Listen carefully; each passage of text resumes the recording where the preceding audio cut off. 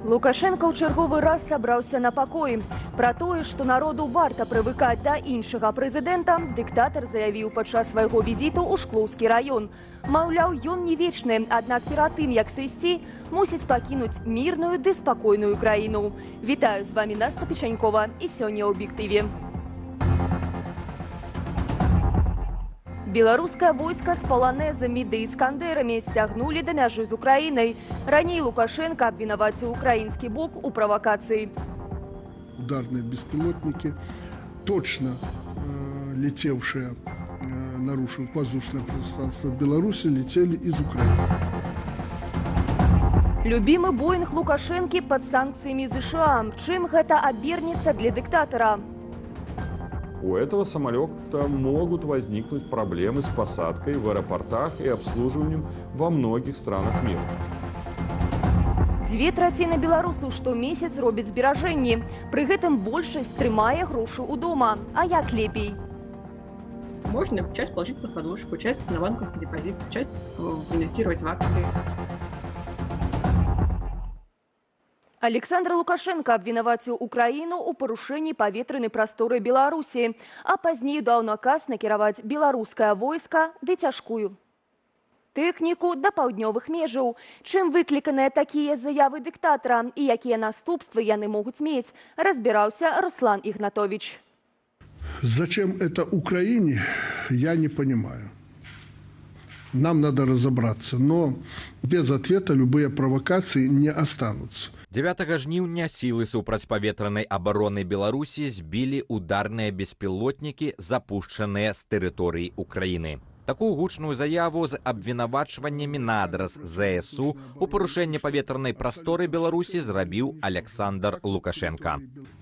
Вылетели самолеты, вертолет, и также средства РСЗО были приведены в повышенную боевую готовность.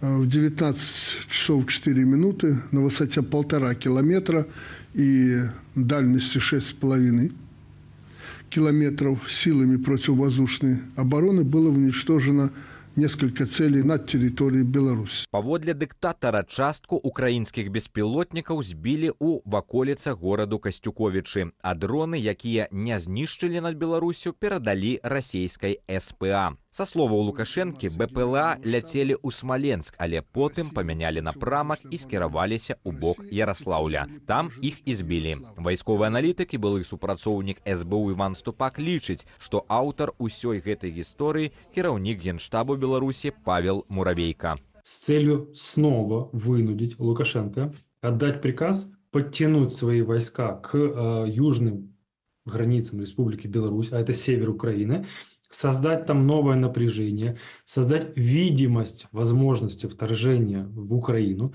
заставить Украину забрать свои силы из Курска и завернуть их снова в места постоянной дислокации. Пасля заяваў Лукашэнкі міністр абароны Беларусі Віктор Хрэнін распавёў пра наказ дыктатара накіраваць войскі да мяжы з Украінай. Воинские части сил специальных операций, сухопутных войск, ракетных войск, в том числе реактивные системы «Полонез» и комплексы «Искандер», получили задачи на совершение маршей в назначенные районы. Напярэдадні зэт-блогеры накінуліся з абвінавачваннямі на Лукашэнку. Маўляў, ягоныя гаранты ўкраіне аб ненападзе далі магчымасць ЗСУ увайсці ў Курскую вобласць. Паводле палітычнага каментатара Сергея Пелясы, сённяшнія заявы дыктатара могуць быць спробай апраўдацца перад расейцамі. Для Лукашенко, для того, как реабилитоваться, выратовать свое имя союзника и брата России, треба створить иллюзию, что знову на украинской межі неспокойно, и он ведает, откуда рихтуется нападение, зараз его покажу на мапе, и под Мазыр, под украинскую межу рушать Іскандери, Полонези, спецназ, і Бог ведае, што яшчэ. Пасля 4-дзённага маўчання Лукашенко наўпрост пракаментаваў сітуацыю і ў самой Курскай вобласці. Ён заявіў, што ЗСУ прасунуліся ў глыб расійскай тэрыторыі на 35 кіламетраў. Сітуацыю ў Расіі пракаментавалі і ў МЗС. Рашуча асуджаем дзеянні ўкраінскіх узброеных фармаванняў, якія пайшлі на гэтую бессэнсоўную авантуру, якая ўзмацняе жорсткасць канфлікту ў нашым рэгіёне. Для нас непрымальныя атакі на грамадзянскае насельніцтва, мірныя вёскі і гарады, мэтанакіраванае пашкоджанне інфраструктуры, акты тэрору. Пра якія канкрэтна атакі на мірнае насельніцтва Расіі і акты тэрору з боку Украіны вядзецца гаворка, ані Лукашенка, ані ягонае замежнапалітычнае ведомства не паведамілі. Гэтак жа, як і не пракаментавалі, адкуль у Кіеўскую вобласць заходзілі расійскія войскі і з чыёй тэрыторыі балістычнымі і крылатымі ракетамі атакавалі украінскія гарады. Затое у беларускім МЗС паабяцалі праінфармаваць ААН і АБСЕ пра інцыдэнт з украінскімі дронамі ў беларускім небе. Руслан Ігнатовіч, Белсат. Адразу 3 краіны – Вялікая Брытанія, Злучаныя Штаты і Канада – увялі новыя санкцыі супраць Лукашэнкі, ягоных памагатых ды шэрагу юрыдычных асобаў, датычных да вайскова-прамысловага комплексу. У адным са спісаў Боінг дыктатара, у іншым ягоны малодшы сын. Працягне тэму Ян Федарович. Міністэрства фінансаў ЗША увяло новыя санкцыі супраць рэжыму Лукашэнкі і яго самога. Мы посадили твои самолеты, мы посадим и тебя. Абмежаванні закранулі самалёт, на якім Лукашенко лятае ў замежныя ваяжы, у прыватнасці ў Расею. Гэта Боінг 767-32 Кер з бартавым нумарам EW101PB. Іншыя адзінкі лукашэнкаўскага авиапарку трапілі под санкции раней. Санкции попали прямо в цель. Соответственно, его борт номер 1 не сможет обслуживаться ни в одном из авторизированных сервисов Boeing. У этого самолета могут возникнуть проблемы с посадкой в аэропортах и обслуживанием во многих странах мира. Акрамя таго, новыя амерыканскія санкцыі закранулі шэраг беларускіх фізічных і юрыдычных асобаў, якія забяспечвалі прадукцыю вайсковага прызначэння для патрэбаў расійскай арміі. Сярод іх, напрыклад, рух сервамотор, лабараторыя аддытыўных тэхналогій ды іншыя. Вводятся санкции против так называемой компании «Прокладки», которая также работает в интересах военно-промышленного комплекса Беларуси, который, в свою очередь, сейчас работает полностью в интересах России, российской армии. Да выкрывання гэтых юрыдычных асобаў спрычынілася ініцыятыва «Белпол», што выпусціла некалькі расследаванняў. Каб пазбегчы трапляння ў санкцыйны спіс, некаторыя кампаніі спрабавалі аператыўна змяніць назву. Адпаведную інфармацыю «Белпол» таксама перадаў сваім заходнім партнёрам. Это все создает такие условия, при которых обход санкций становится очень сложным, и он также создает условия, при которых цена конечная будет очень большая, и мы надеемся, что это повлияет на решение не производить что-либо в интересах армии русских, потому что это фактически будет, практически прибыль для Лукашенко будет равна нулю, либо даже минус. Акрамя ЗША, абнаўленне ў санкцыйных спісах зрабілі яшчэ 2 краіны. Вялікая Брытанія ўвяла абмежаванне супраць былых і дзейных кіраўнікоў папраўчых калоніяў, датычных да катавання і смерці палітвязняў. У санкцыйны спіс Канады ўвайшлі кампаніі, звязаныя з ВПК, а таксама 10 фізічных асобаў. Сярод іх начальнік генштабу ўзброеных сілаў Павел Муравейка, а таксама Мікалай Лукашенка. Ян Федарович, Белсат.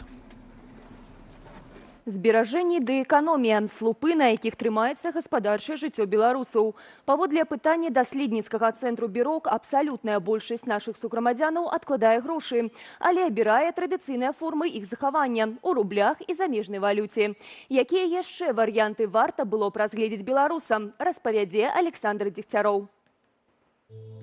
Беларусы ашчадлівыя. Такую выснову можна зрабіць са звестак Цэнтру эканамічных даследаванняў «Бюрок», які апытаў 1000 асобаў. 2/3 рэспандэнтаў адкладаюць частку сваіх даходаў. Найбольш папулярны спосаб сярод тых, хто ашчаджае – трымаць грошы ўдома, у рублях і замежнай валюце. Банкаўскія дэпазіты ў рублях і замежнай валюце запатрабаваныя значна менш.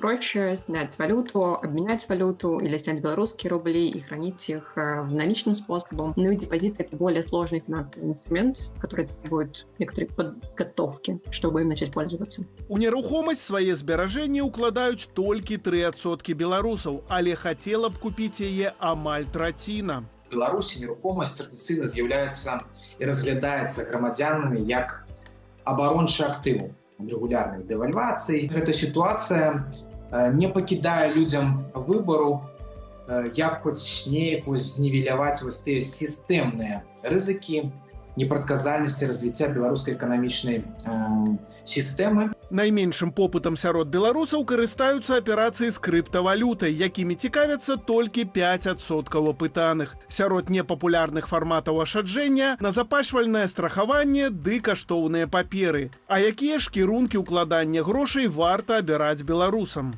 Для інвеставання найбольш надзейным інструментам это з'яўляецца інвестыцыя ва ўласную адукацыю.